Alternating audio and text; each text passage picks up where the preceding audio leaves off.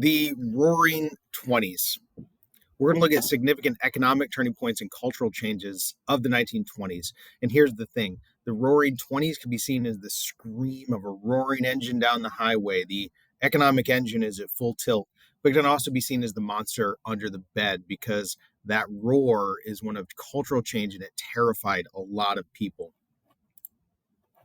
So the first thing we need to understand is that the 1920s is the first decade where more Americans were living in urban areas than in rural areas. And what we can see is from the 1920s, even into the modern era, that tension between the city dweller and the country dweller is going to cause a lot of tension among the Americans. There's widespread social and economic changes. We can see that as this tension between tradition and modernity, meaning new ways of doing things and old ways of doing things. We can see it as rural versus urban, which we just talked about. And we can see it as religion versus science, because this new modern era of science is going to cause a lot of people to question religion, and religion is going to crack back on that and fight against the scientific reasoning. We can see that this is also an era of nativism and xenophobia. Nativism, we talked about already, that's that anti-immigration feeling. Xenophobia takes that nativism and ratchets it up so that it causes an unreasonable fear of the other, people that don't look like the dominant society. We're going to see that that's one of the major tensions that roar the bed under the bed. We'll talk about that later. The 1920s is an era of growing consumer culture. Now, people always buy things, but consumer culture is this idea where everything in society is wrapped around this idea of purchasing things. It makes a lot of sense coming out of World War I, right? 5 years of a war. This is also coming right out of the Spanish flu epidemic. We have lived through now a time of increased international tensions and a pandemic, and we can see how people are going to react to that. There is a move away from the progressive era of the 1900s and 1910s. Those progressive policies were supposed to bring about change for the better, and all of a sudden, we had World War I, and then all of the Red Summer of 1919 scare, and people were like, you know what? Let's just go back of laissez-faire, back to the Gilded Age. Keep the government out of the economy and just support the wealthy. And things are going to go pretty well for that throughout the 1920s. People are going to start buying goods on credit. Companies are starting to sell all of this new stuff, and people don't have to have the cash on hand. They can just go and borrow that money. We see that as a buy now, pay later mentality. It's installment buying. It's probably the way you're going to buy your first car, right? You're probably not going to drop down $5,000 in cash. You're probably going to take out a loan and pay that loan over time. Same thing. And that's going to help the economy boom, but it's kind of a sugar rush, because what we're going to see is at the end of the 1920s, there's going to be a big old crash right about here. That same buy now, pay later mentality is going to influence the stock market as well. Remember, the stock market is simply you're buying shares into a company, and then over time, you get dividends or money back from that company because you're a part owner. But what we see in the stock market is people not being patient and waiting for those long-term returns. Instead, what they're doing is speculating. They're gambling. They're hoping that the value of the stock goes up, and then they want to sell the stock off real quick. The assumption being that the stock prices are always going to go up. And from 1923, which is right about where my head starts here, till about 1929, you can see that the stock values are always going up.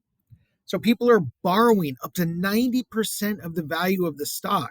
So instead of buying one $10 stock, they're buying 10 $100 stocks, but they're borrowing however much that is, $90 worth of that.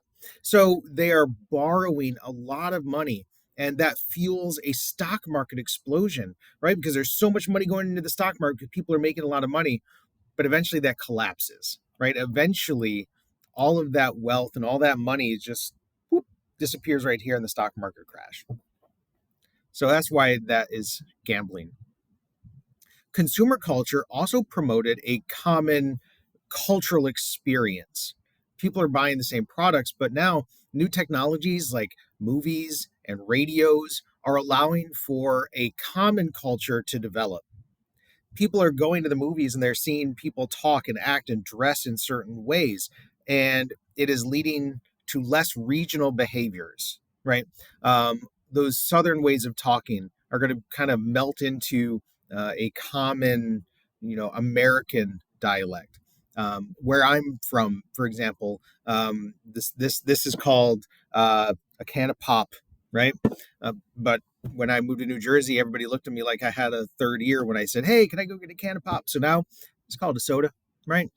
It mellows out the regional differences and makes everything be more of kind of a common culture.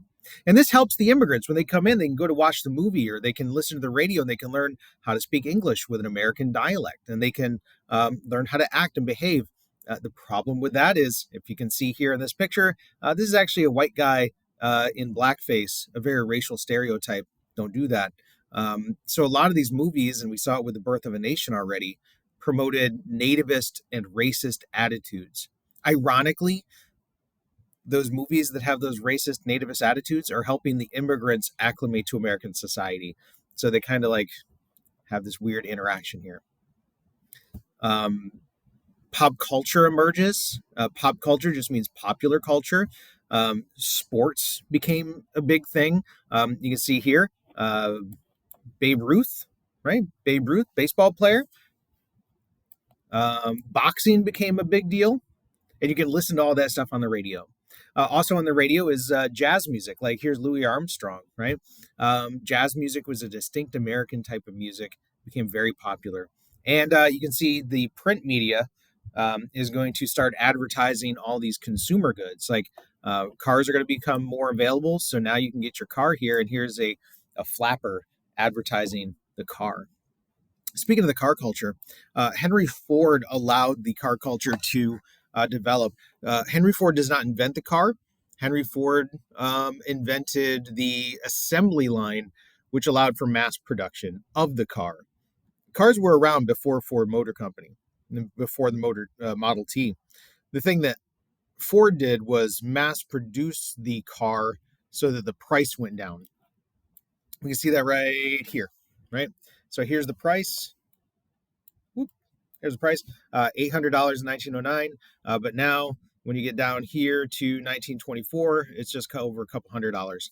That allows for people to purchase those cars, and it allows for people to be moving around in those cars a lot better. It's going to influence new industries like gas station industries. They're going to need to create new roads. It's going to lead to competitors producing more cars.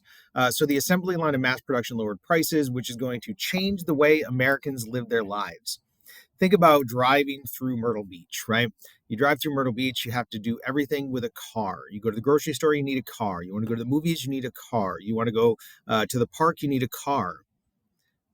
Cars change the way people live their lives. And what we can see is in the 1920s, people start to move away from the cities to commute into work from the suburbs. So they're going to live in the suburbs, which is a subdivision of an urban area, a suburban area. So they're living outside of the ring of the city, commuting to work. Now, of course, the only people that are able to do that are the people that can afford it. The people that can afford it typically were those white middle class to upper class people that wanted to get away from the crime and the poverty and the dirtiness and the nastiness of the city. We're going to talk about that in the 1950s and call it the white flight. The problem with Ford's assembly line is that it is awful. Your job for 10 to 12 hours a day would be to screw in the left front tire lug nuts all day, every day, no conversation, right? And it's a horrible, monotonous, soul-crushing job, especially for people that are moving in from the countryside.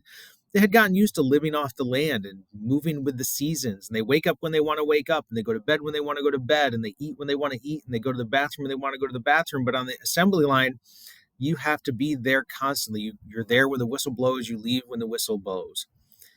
When you show up to work, you have to be working, you have to be on time, you have to be sober. And if you're not, and if you talk back, you're just fired. Ford was paying $5 a day in an era when other companies were only paying $1 a day. So it's a great job if you can get it. The problem is it was so bad, he had to pay that money to get workers.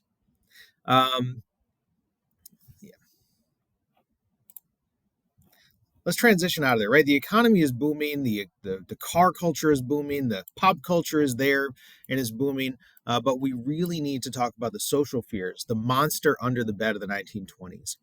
There's a lot of fear based around science, around race. Women are demanding rights. Immigrants are moving in throughout the 1920s. Uh, Conflicts between science and religion, the growing power of unions, all of this was making people a little scared about cultural change and what was happening. One of the big changes was women. Women were demanding more equality. Um, some were, right? The flappers in particular. Now, the flappers only made up 5, maybe 10% of the population. They typically, as you can see here, middle class, upper middle class white women. They were challenging cultural traditions and social norms. They dressed differently. They cut their hair. They acted provocatively. They would smoke. They would drink. They would go out and party. Sometimes they'd even kiss boys, right? And they're pushing the envelope on moral behavior for a group of people that are concerned about a change of cultural tradition. Not all women participated in this. In fact, most women were living traditional female lives. Talk about this. Historians use the term the cult of domesticity. Even in the 1920s, when we talk so much about the flappers, the majority of women were holding traditional gender roles. And if they did go out to work, if they didn't stay home and became home housewives, they could only become secretaries, seamstress, telephone operators, that kind of thing. This is the exception to the rule. Because of women's support in World War I, the 19th Amendment is passed. This is women's suffrage, and you can see here this little girl is berating this boy for the work of a day, for the taxes we pay, for the laws we obey. We want something to say. In other words, going all the way back to the Seneca Falls Convention of 1846, in the Declaration of Sentiments, Elizabeth Cady Stanton was already talking about the idea that women were expected to be law-abiding citizens without the privileges of being a law-abiding citizen. They work, they do jobs, even if it's not paid work. Their homemaker is an enormous job. They're paying taxes when they buy things, right? They have to follow the law, and yet they did not have any say. So they wanted that consent of the government. They wanted the ability to participate in the government. This is going to spark a conservative reaction throughout the 1920s. I would argue even to the modern era, where there is this fear that women are becoming too dominant. Let's transition away from women's rights and talk about African Americans in the 1920s. Probably the most classic example that we're going to talk about is the Harlem Renaissance and this call for racial equality. Harlem, of course, is in New York City, and it is an ethnic neighborhood. Harlem grew as a result of the Great Migration, just like many other neighborhoods in many other northern and western cities throughout the 1920s. And what is important about that is in these Black neighborhoods, African Americans could interact with each other and talk about culture and be themselves without the fear of some racists lynching them for talking about their culture. So the Harlem Renaissance is this celebration and exploration of Black culture in America. What does it mean to be Black in America? And I really want you to understand that the Harlem Renaissance was not promoting a return to Africa.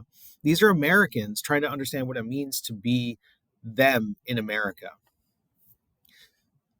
A number of important cultural moments happen, the growth of jazz, artists, painters, sculptors. Langston Hughes was a poet, and he is going to question and protest the treatment of African Americans in society. This is his famous poem, I Too Sing America, where he talks about being the darker brother, and he's segregated by being sent to the kitchen when other people come to look, but he's growing strong. And obviously that's a metaphor for culturally they're growing strong now that they're in these neighborhoods. And nobody will dare say to me, eat in the kitchen then, and they'll see how beautiful I am. And what he's talking about is the celebration of Black culture and Black people. Jazz, obviously, we talked about that before, a distinct American music. It has a widespread appeal, very popular form of entertainment, and yet it does receive a lot of criticism, mostly based on fear and racism.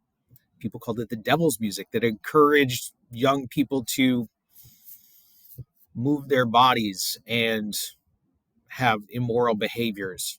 To combat this immoral behavior, a lot of schools started promoting square dancing, which was a traditional white form of entertainment, kind of country music, rural music, in order to combat that devil music, jazz. So when we're in dance class and you're learning these dances, that might be why. The 1920s is going to fight the new immigrants as well. Remember, we have all these new immigrants. This is the Statue of Liberty, so they're going to Ellis Island. They're going to be new immigrants in New York City. They're coming from Southern and Eastern Europe. They're poor, less familiar with democracy, odd customs and foods. We talked about this already. But the nativists are afraid that they're going to be radicals like socialists and anarchists, and they're not going to assimilate, and they're not going to be good Americans. So they wanted to limit the amount of immigrants coming to the country. And this is partially what we're going to call the first Red Scare, the Red Scare of the 1920s. That is that fear of the communists and the socialists and the anarchists. And you can see here, Uncle Sam is trying to skim off the scum of the immigrants, right? The world's melting pot. They didn't like to think that the country should be a melting pot. So they want to get rid of all of the Bolshevism and the international workers of the world and the red flags, right? The anarchists, those radical immigrants, keep them out.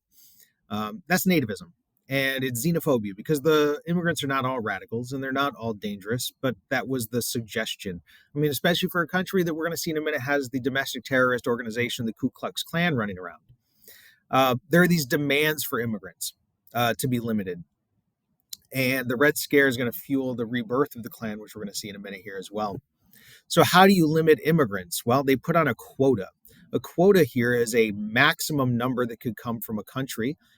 You could also see quotas as a minimum, but this is a maximum quota. And you see Uncle Sam here is limiting 3% of the European population that was currently in the United States from coming over. So if there were 1,000 Jewish people living in the country, only 3% or 30 of them could come into the country and immigrate in that year, right?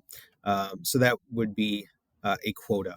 There's two immigration acts in the 1920s, the Emergency Immigration Act and the Immigration Act of 1924, both of which are trying to reduce the number of new immigrants. That was one of the calls of the Ku Klux Klan, was to keep the immigrants out.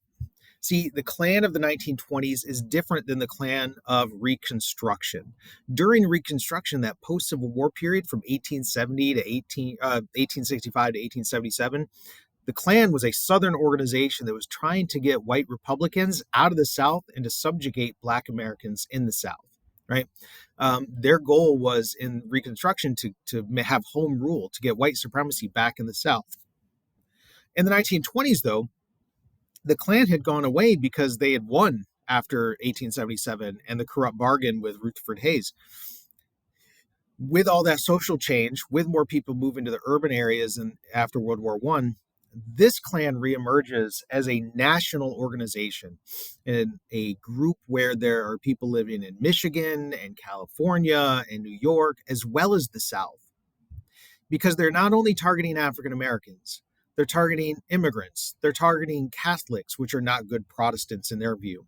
They're targeting Jewish people. They're targeting prohibition violators because the Klan saw itself as good law and order citizens.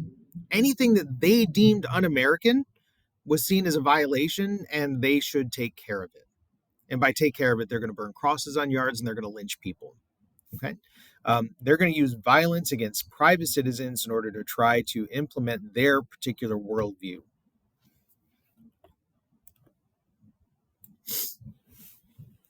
Again, rural versus urban conflict.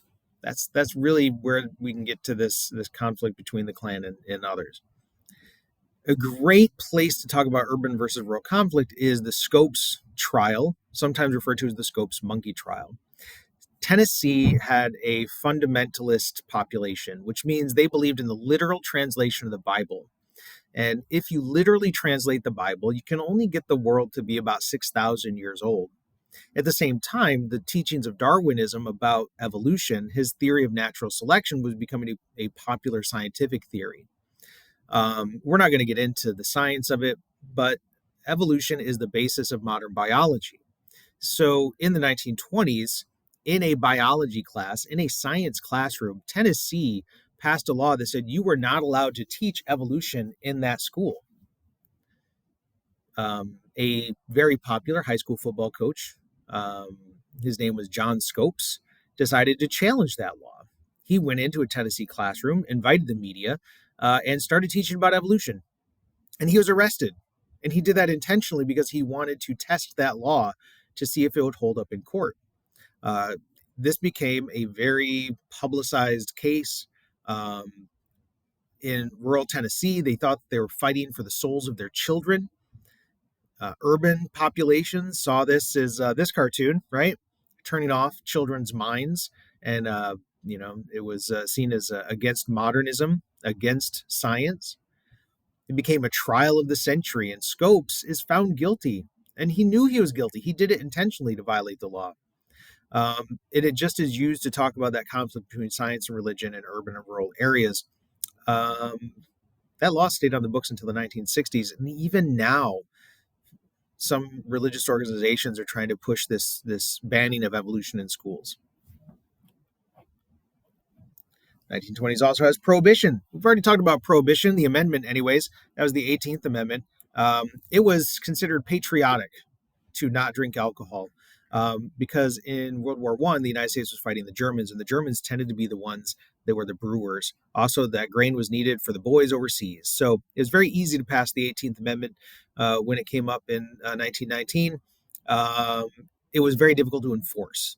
Middle-class temperance people were the ones that really pushed the law. And we can see this as a form of class warfare, right? Wealthy people drank all they wanted.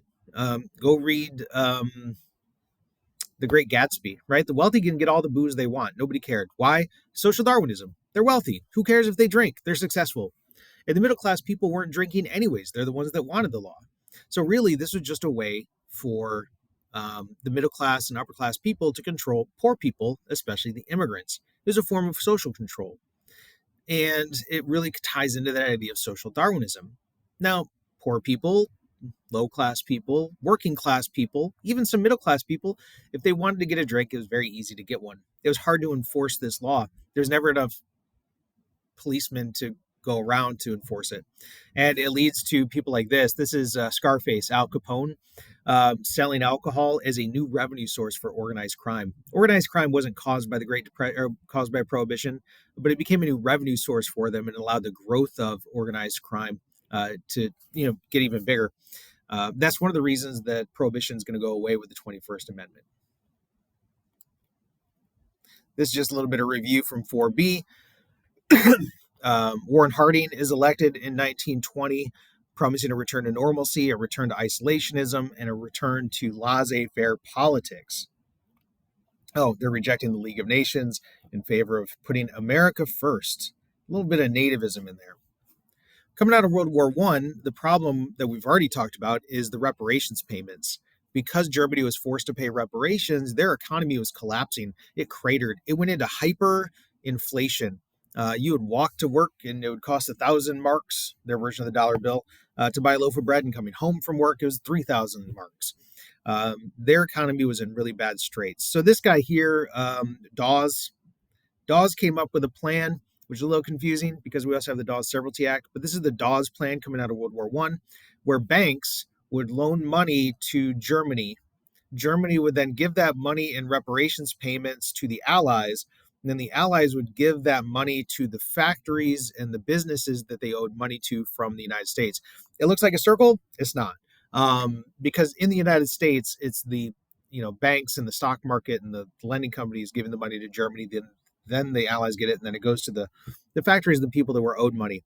Why that does matter, though, is because when the banks fail in 1929, that means that Germany doesn't get the money, which means the Allies don't get the money, which means the American factories and the businessmen don't get their money, and it causes a cratering to enhance the Great Depression. 1920 started off with Warren Harding, then Calvin Coolidge takes over when he died. He is really pushing laissez-faire economics. He said the business of America is business, and the government shouldn't interfere at all. Calvin Coolidge serves one term, decides not to run for re-election. Some people think that he saw the problems.